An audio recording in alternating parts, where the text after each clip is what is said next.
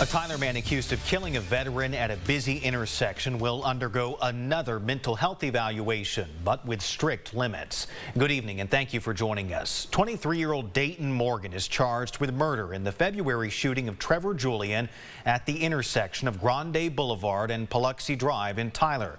KLTV7's Emma Burns was in the courtroom today as both sides clashed. Dayton Morgan's fight for a lower bond came down to a battle of psychiatric experts in court today. The defense pointing to an evaluation by a forensic psychiatrist who says Morgan's present mental state proves he is not a danger.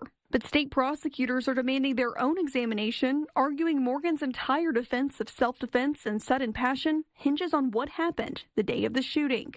When you have an expert who is basing part of her opinion on his not being a danger to others on information she obtained from the defendant in basically an interrogation about the offense that day, it's only fair under those circumstances to allow the state's expert to dive in at least to that extent. The defense pushed back, asking Judge Austin Reeve Jackson for restrictions to keep prosecutors from interrogating Morgan before trial. Our requested restriction would essentially be the state cannot receive that until the court reviews the defense expert report and ensures that the report prepared by the state's expert is truly rebutting the issues raised in that report.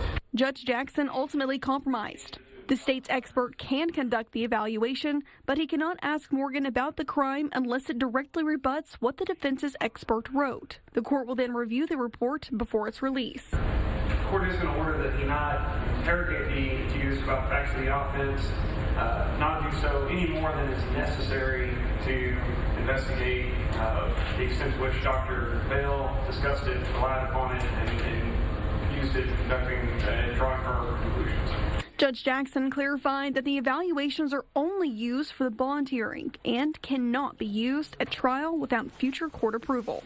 Emma Burns, KLTV 7 News. Morgan's bond remains at $1 million. For now, he's set to go on trial in February of next year.